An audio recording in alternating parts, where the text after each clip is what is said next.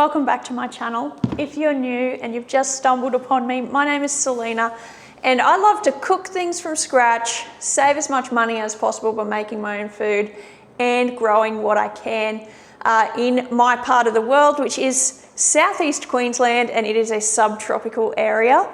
So today I want to make focaccia bread. I'm going to show you how to make a really beginner-friendly type of Italian bread known as focaccia. It might actually be my very favorite bread when I think about it. I do love to make my own breads, and in fact I haven't bought bread for a really long time. I can't actually remember the last time I bought bread in any of its forms. So, and over this next year coming forward, I'll be making a lot of other different breads as well. So stick around, hit that subscribe button if you haven't already. Today's recipe is going to be measured in grams. Now, the reason I bake in grams is because it is far more accurate than using cup measures. But I know that cup measures are a favorite form of baking for a lot of people, especially around the world. So if you do not have digital scales, my first tip would be consider investing in some digital scales, okay? They are worth the investment. If you don't have digital scales and you dead set want to make this using cup measures, I will make sure there's a converter in the description box below, and that is just a link that'll take you to a page where you can put in my measurements in grams and that will convert it into cups, okay? But I cannot guarantee results based on cup measurements compared to if you follow instructions using grams. You should not have any problems. I mean, we can all fail at anything, can't we?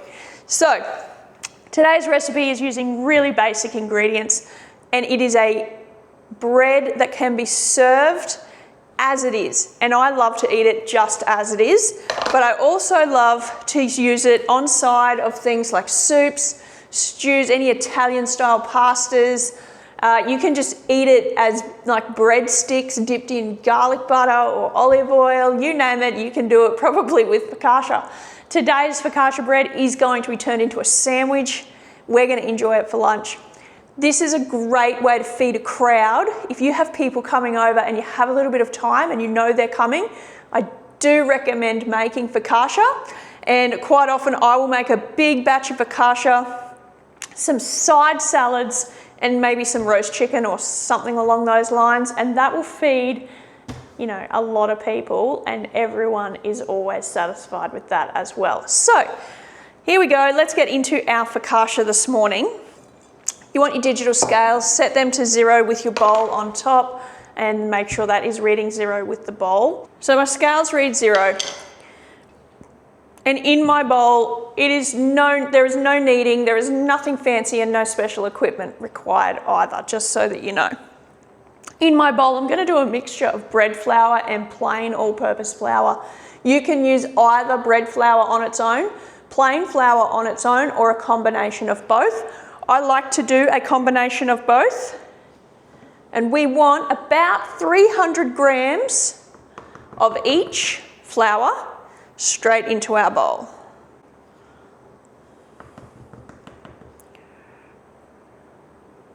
And that is about 2 cups each, roughly, okay? It's just slightly more than I needed.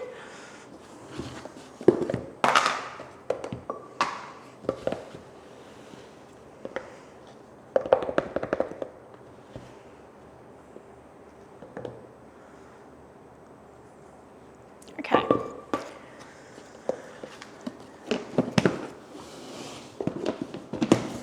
So I've got 300 grams of both of my flours each in here, so 600 grams in total. To that, you want to add a teaspoon of sugar. Any sugar is fine. You want to add 1.5 teaspoons of salt.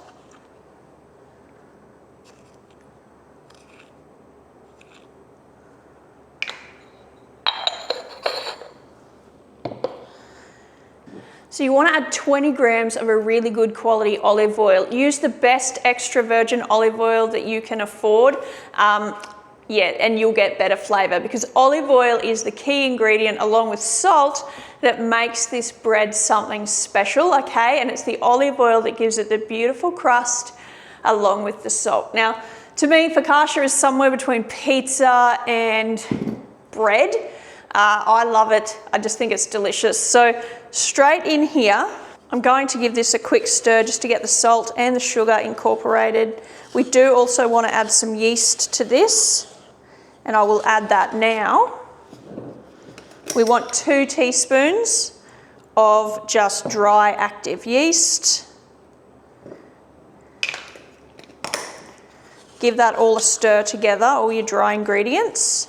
And I'm just using a wooden spatula thing, wooden stick, to stir this. 20 grams of good quality extra virgin olive oil.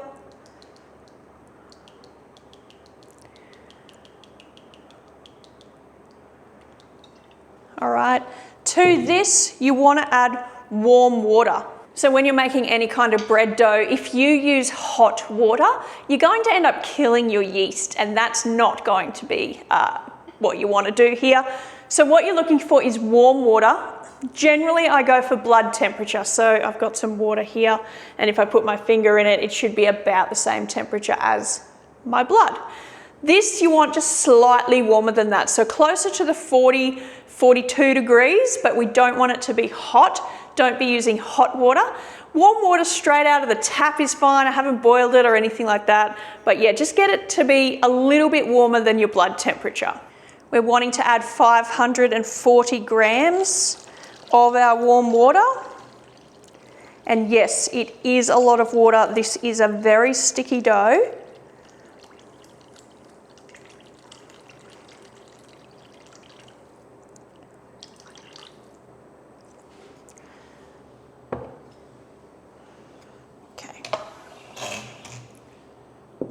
It's very, very sticky. Do not be afraid of the fact that this is sticky, okay? It is going to come together and it is going to work. Trust me. Give that a good stir. Get all of the flour and other dry ingredients well combined.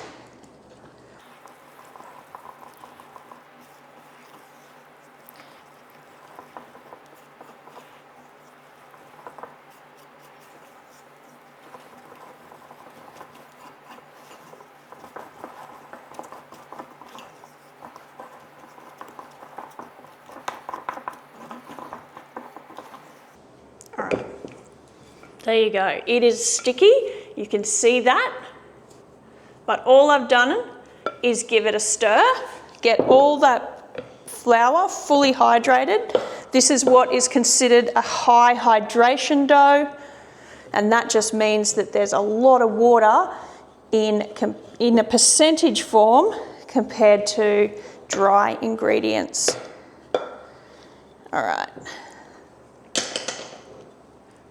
So now that your ingredients are well combined, we are super sticky. Do not be afraid. That's going to make a lovely fluffy focaccia.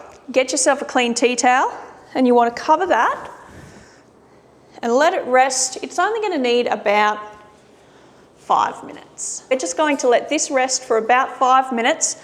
I'm just going to put my ingredients away and then we can move on to doing some stretch and folds. So if you've made sourdough, and I do have a sourdough recipe video in YouTube, it is a little old now. I might redo that video this year actually, now that I think about it, because I did do it a little while ago. But if you have made sourdough before, you'll know what stretch and folding is. If you haven't, don't stress, I'm going to show you. We don't need to use any fancy terms, but that is what we do in place of kneading to get the gluten to start working for us so that we get lovely chewy bread. So my dough's had about 5 minutes of rest and I'm ready to start doing some stretch and folds. So I'm going to get my jug of water here that I didn't use, and I'm going to use that to help me do this because my dough is super sticky. So when you're doing stretch and folds, we're only going to do a few. It's not like sourdough. We don't need to have a lot of space between our stretch and folds. I'm just going to wet my fingertips, and you just want it away from your body. So the furthest point away, you just want to sort of dig that up a bit, lift and fold over itself. Okay, turn your bowl. Again, I'm going to wet my hands because this dough is super sticky.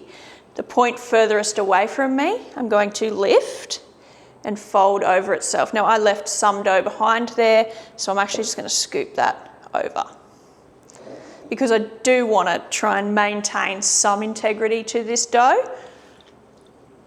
Wetting hands each time, scoop. You do want to give it some stretch, that's where we're pulling up, and the fold is obviously where we turn it over itself. So you want to do this just a few times. I do it about 8 times, so 2 full rounds, and you'll notice as you start working the dough like this, that it does start to form more structure and less sloppy, I guess would be the word. Okay, so this will be the 8th one.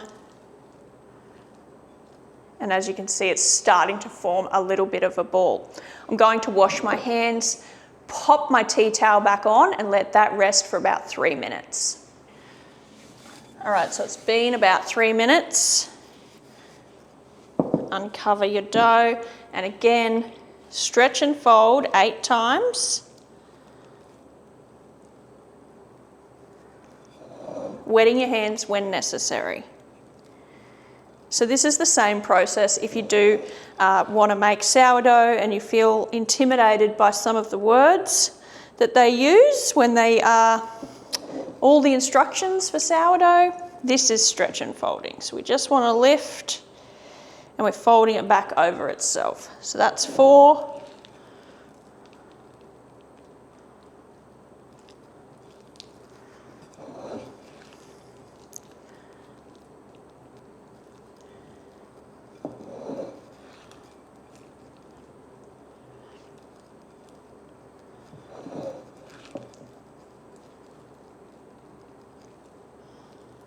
Alright, and it's okay that it folds back on itself a bit.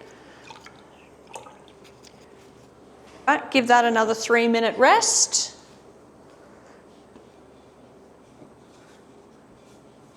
So it's been about 3 minutes. Our dough is ready for its last set of stretch and folds. So we're doing 8 stretch and folds, 3 minutes between each set of 8. And we want to do 3 rounds in total, okay? So you've watched me do 2. I'm going to do the last set of 8 stretch and folds. And that's the extent of making your dough. As you can see, super easy. Pantry staple ingredients. Yes, olive oil is a little bit expensive at the moment. Actually, it's very expensive at the moment. But this is one of those dishes that it is worth it, I think anyway, when it comes to olive oil. So that's 4.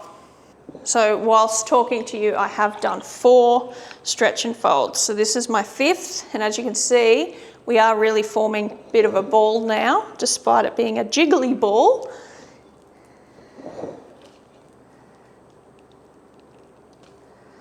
And this will be the last one. Okay, that is our ball of dough. Still super loose, as you can see. So I've washed my hands and now I'm ready to let my dough have its rise. So what I'm going to do is I'm going to oil my bowl so that my dough doesn't stick, and then I'm going to let it do its rise, its first rise. This is going to rise twice. So like I said, great way to feed a crowd, perfect for making lunches and things like that with, but you do need to just think ahead a little bit. You can do your first rise in your fridge overnight, or you can have it sit in a warm spot on your bench anywhere from sort of 40 minutes to 2 hours, depending on the conditions inside your home. So in a large bowl, and this bowl does need to be large, you will need to give it a drizzle of olive oil. We don't want our dough sticking, and as you know that it's quite sticky. And this bowl does need to be large because your dough is going to puff up. The first time I made this focaccia dough, I made the mistake of keeping it in a bowl that size, and it completely exploded out at the top. So keep that in mind. All right, and then straight into your oiled bowl. Don't leave any of your dough ball behind. Okay. We do want to coat our dough in the oil, so just give it a roll over. Okay, we don't want this dough drying out at all. And as you can see, it's nice and shiny. It's got a layer of oil over the top. Cover that with plastic wrap and let it have its first rise.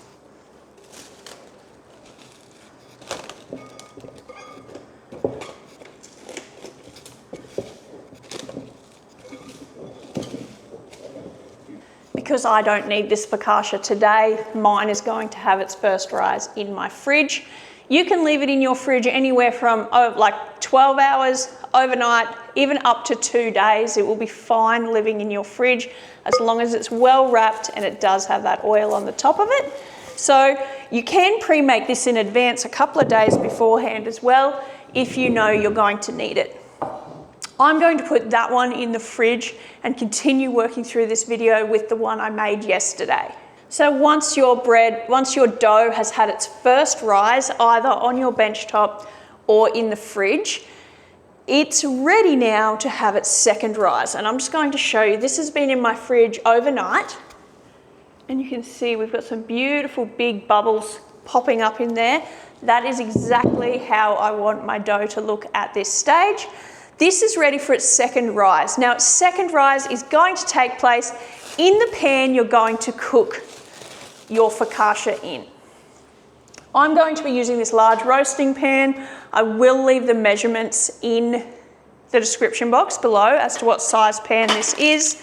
Because my pan is a stainless steel pan, and that means it's not non-stick, I am lining mine with some baking paper, also known as parchment paper, and that is simply just in there like that. So because my pan is not non-stick, I am going to give it an extra spray with some oil on the parts that are not covered in the parchment paper. This is olive oil, so it's only going to add more flavour anyway. But that's something you can do as well if you're worried about sticking. Okay, so my pan is ready to go. My focaccia dough is beautiful and bubbly. So regardless of whether your pan is lined or not, you need to drizzle generously with olive oil. There's no measurement here for this. This is measure with your heart. If you are too sparing on the olive oil at this stage though, you may not get the crispy crust you're hoping for. So the reason I sprayed the edges was because that I'm not able to reach with the olive oil, and I do need it to be non-stick. So as you can see, I've put a fair bit in there. I will put a little bit of olive oil on my fingertips as well, because we will be needing to use our fingers to move the dough into place. I'm going to gently tip this into my pan, and I just scoop the outside as so, remembering we oiled this bowl pretty well, so there is oil, it is releasing lovely and easily, and just like that. Now, we need to have oil on all surfaces of our dough, and as you can see, it's very sticky still. So all you want to do is just sort of encourage, try not to pop all the bubbles, but encourage your dough to reach sort of the edges, I guess, of your pan.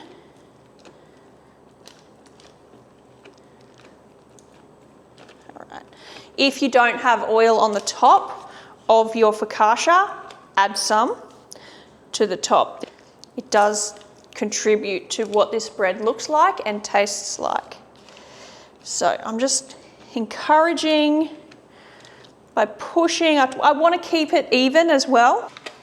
So this is where I'm up to, okay? It's a little bit shabby looking, but that's okay. I'm gonna let this rest for about 5 minutes, and then I'll encourage it into the corners just a little bit more.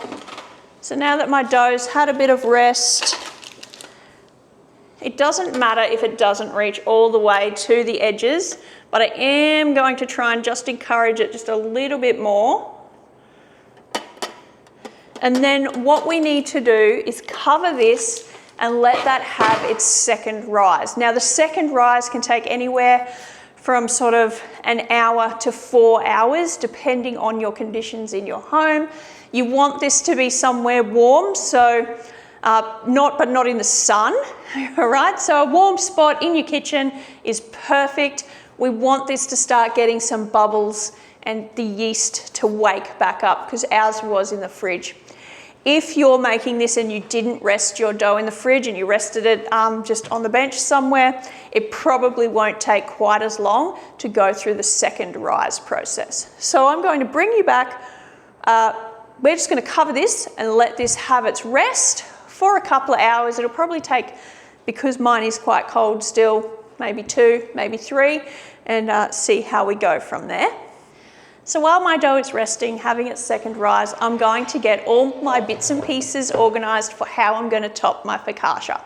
Topping focaccia is probably one of the funnest things to do when it comes to the focaccia.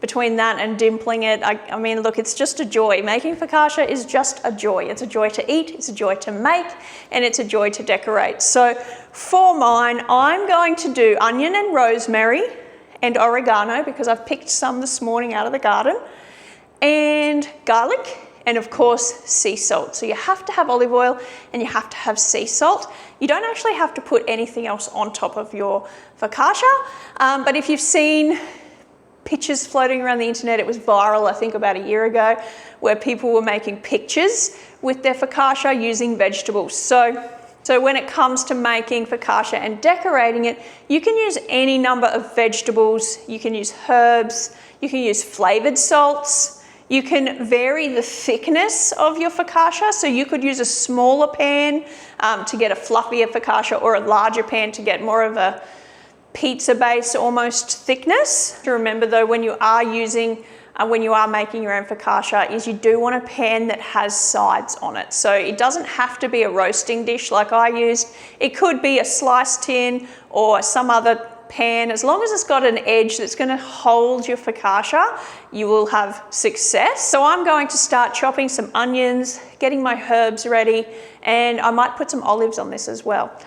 Just getting all my ingredients for when it's time to decorate organised. So I've got some ingredients here. I've got some garlic, some oregano, freshly picked, rosemary. I think my absolute favourite is onion and rosemary on my focaccia. I also remembered I've got some olives, so I grabbed those out of the fridge too. I'm going to slice some of them, and I'll slice this onion. I've only got a half onion here, but that's perfect because I'm not making a huge focaccia.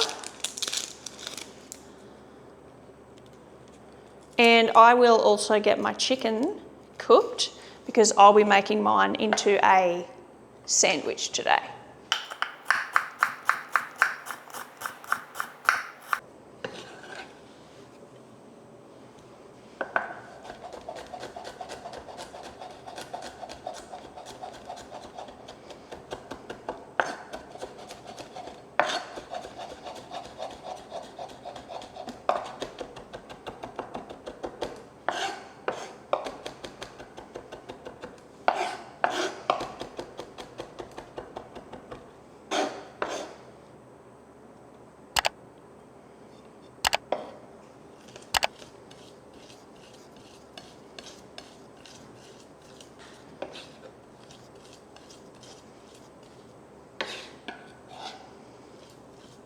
So I'm just crushing my garlic. I've got 2 cloves here. If you want to use pre-crushed garlic, of course you can do that. Or you can leave the garlic out altogether. The best part about the topping of focaccia is that it's completely up to you what you do put on it.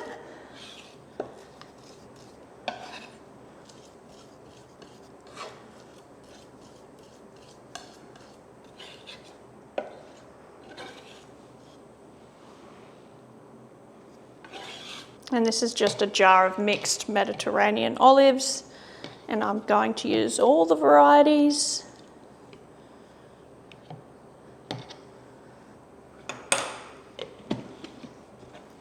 And you can leave things whole, you don't have to cut them up. This is just the way I like to do it, especially when I am making the focaccia for a sandwich. which might not be a traditional way to use focaccia, but it's a way that I like to use it.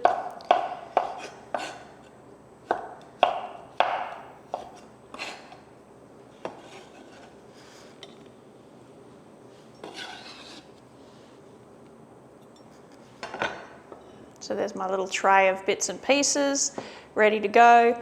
I'm just going to peel off my herbs from their stems.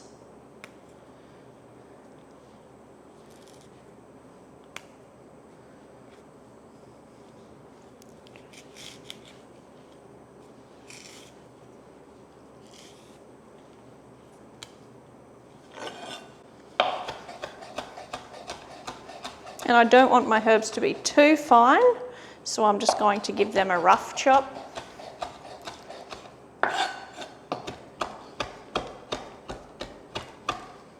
Just like that, not too much at all. So it's been about 2 hours that my dough has been rising in its pan on its second rise. It's looking good. Again, this could take anywhere up to 4 hours, so just be prepared for that. It's quite warm here today, so I'm lucky. I've got a 2-hour window there. You can see it's a little jiggly, and if you just press lightly, where there's a bit of olive oil always helps so that your finger doesn't stick. It should sort of bounce back. If it's bouncing back, you know you're good to continue. And about 10 minutes ago, I turned my oven on to around the 230 degrees or about 440, I believe. I will put down below what that is for you at home. Questions I've had about my stove, just quickly. That is a Smeg. It is 110 centimeters or an 1100 oven. It's a double oven. I did get this question on some of my other videos, so I thought I'll answer it here. It's got 2 ovens. It's got 6 burners on the top. It also has a teppanyaki grill that comes with it, and there's a grill, like a broiler style grill on the side. Yeah, so that's a Smeg brand oven if that is something you were wanting the information on. So there you go. I've had it about 8.5 years. So yeah, I don't know if they even make that particular oven anymore. Anyway, moving on. We're going to need to add some oil. Again, more oil. I told you this was a heavily oiled dish. So to our focaccia, you want to add around 50 grams approximately. I'm not going to add quite that much because I did generously drench my pan with olive oil. I am going to make sure I get the sides nice and well though, just to avoid too much sticking. Yes, so my oven is preheating. You do need to preheat your oven. Once you start dimpling your dough, it is going to be ready to go straight into the oven. And then all you want to do is get your dimples in. So the dimples are using your fingers just to put some indents into your dough. But you can see here, I have these bubbles. I don't want to pop those, okay? So just be gentle. Try not to pop bubbles if they are popping up. And then we're going to put our toppings on it. So if you need to oil your hands, you can. I'm going to just make sure I get some of the oil.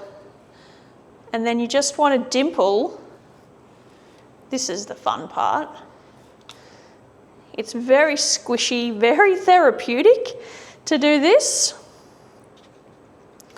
All right, just like that. Create the divots that we know that focaccia has.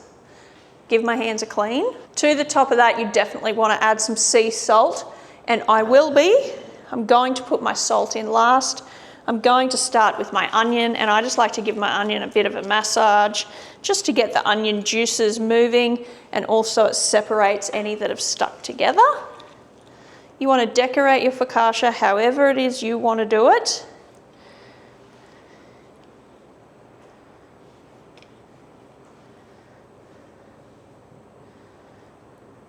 Okay, got my garlic here.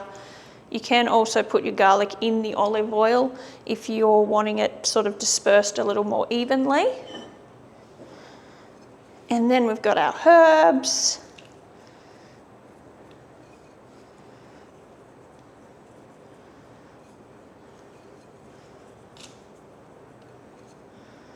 And finally, do not forget your salt. You probably want a few pinches of salt. Good flaky sea salt would be ideal if you have it. This is sea salt, but it just is granular. Now the salt and the oil is what's going to give you that beautiful crust. Okay, so don't forget to add the salt and the oil. And that is ready to go straight in the oven. Look at the jiggle. Oh, this is good. This is going to be so good. I cannot wait to enjoy this. So straight into your oven, straight into your 230-degree oven. That's Celsius, and it's going to take 30 minutes roughly. It may take slightly less. It may take a little bit more, so do keep an eye on it. If the top gets lovely and golden and it hasn't quite been that 30 minutes, just open your oven, give it a tap. If it sounds hollow, it'll be done. So straight into your oven.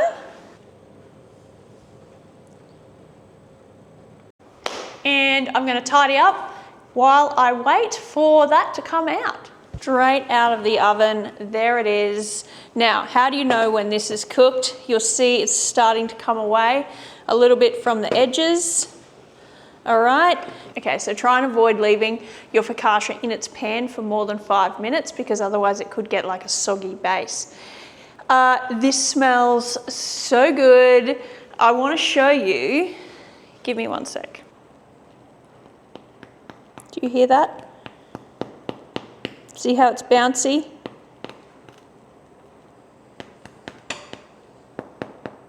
This is what you want it to be like, okay? So because I'm going to be using this for a sandwich today, I need it to cool down quite a bit before I can cut it and start putting some fillings in it. So I'm just going to make sure we are detached. We're fully detached on all sides, so that's perfect. And if I can, there we go.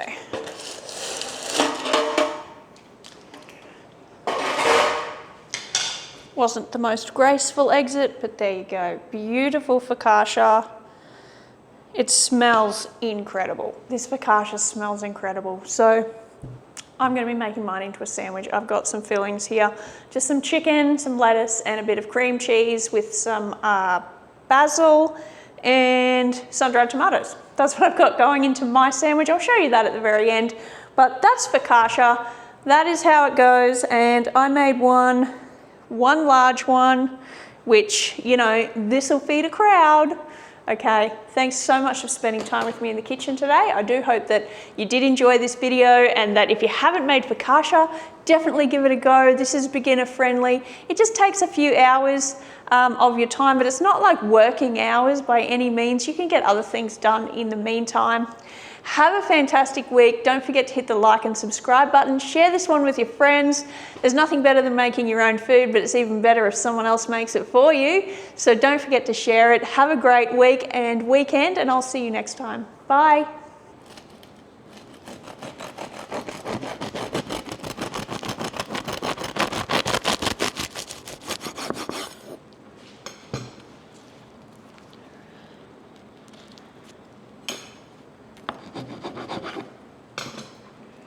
There's the inside, super bubbly, really spongy.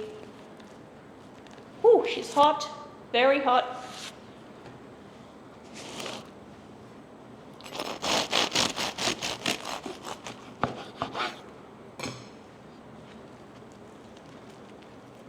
All right, so for this sandwich,